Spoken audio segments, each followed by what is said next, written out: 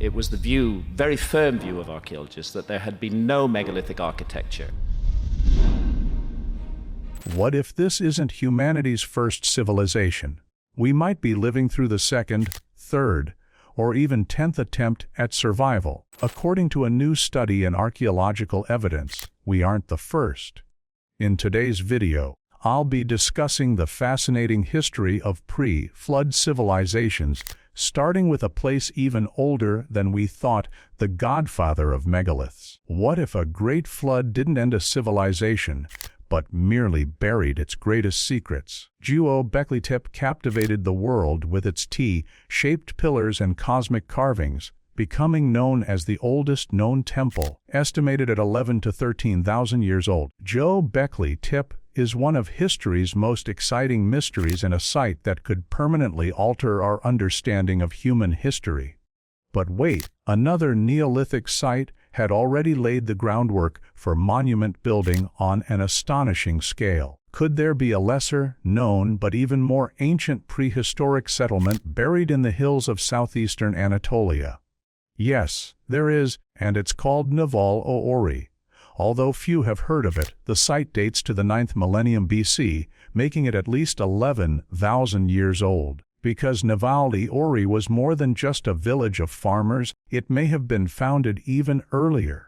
From a place this old, you might expect crude huts and scattered fire pits. Instead, Nevalı featured rectangular buildings with precision, cut limestone blocks, polished terrazzo floors instead of mud floors, which some people still have, and meticulously organized interior spaces with clear purposes. This was a town, an early blueprint for complex communal living.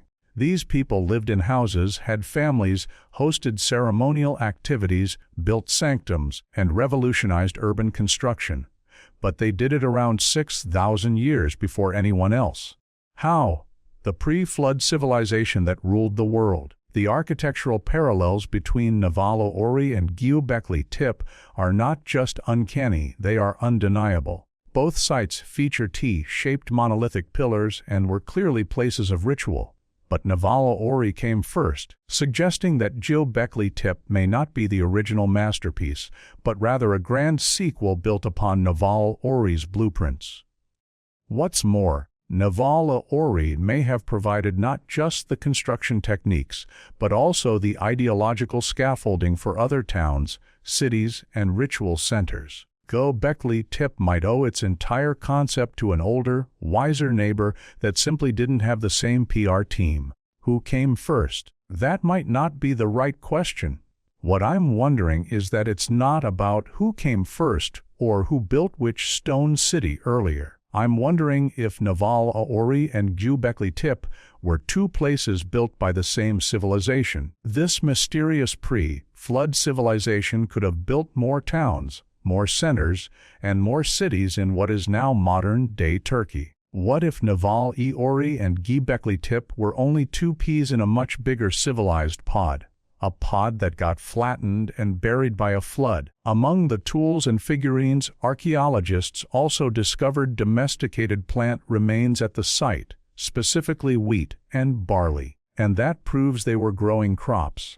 Nevalı marks the exact point where humans stopped chasing antelope and started growing tasty vegetables, which incidentally laid the economic groundwork for organized society, surplus storage, and disputes over land ownership.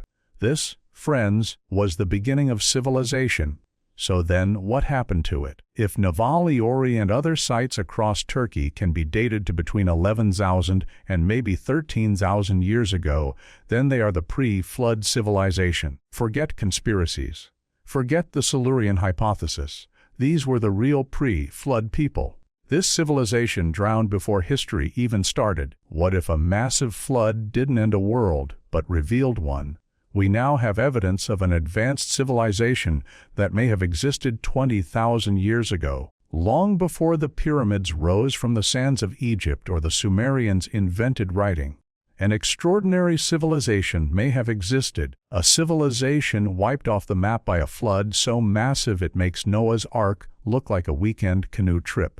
In Iraq, archaeologists have unearthed a thick, a natural layer of yellow clay and sand underneath a 5,000-year-old settlement at Tel Farah. This distinctive sediment suggests that an even more ancient city lies buried below the already ancient ruins. And if this sediment could talk, it would say, "Civilization was here, you just missed it." The layer of unnatural yellow clay and sand is more than ordinary river silt.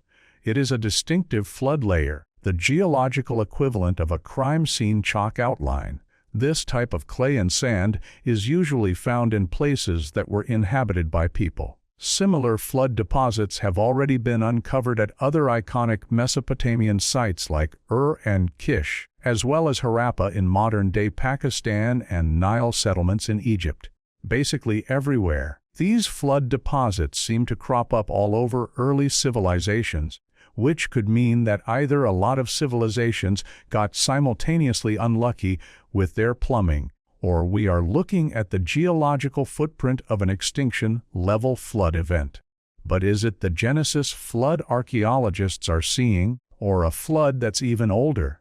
In the Bible, the book of Genesis tells the story of a great flood that God sent down to cleanse the earth of wickedness, saving only Noah and his family. But it's possible there have been many great floods. Every ancient civilization has its own version of a great flood story. Researcher Matt Lacroix argues that the destruction of the Old World civilizations at the hand of God's flood dates to 20,000 years ago.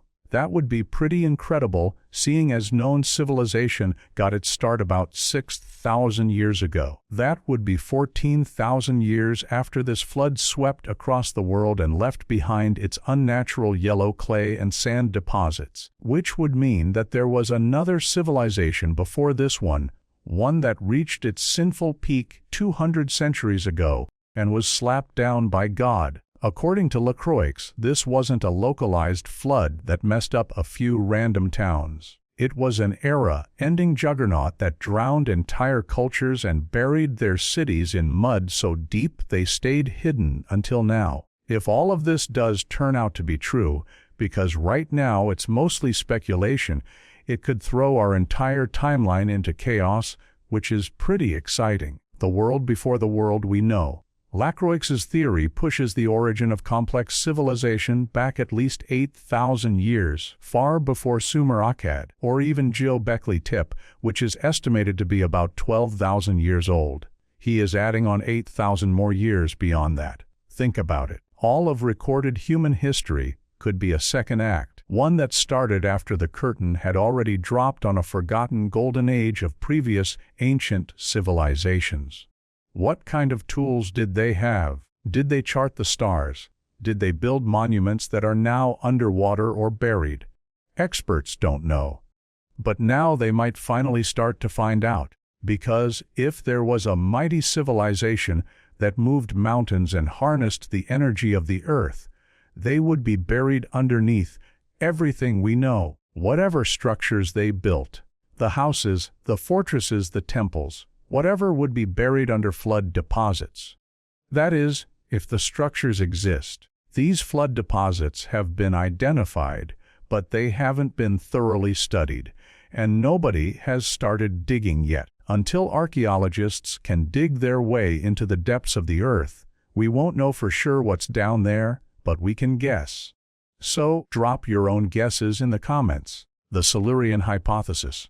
Okay, so maybe there was a civilization 20,000 years ago, and maybe they were humans. And yes, maybe the whole slate was wiped clean by water. But what if there was an even more ancient civilization? NASA scientists are asking, what if we weren't the first advanced civilization on Earth?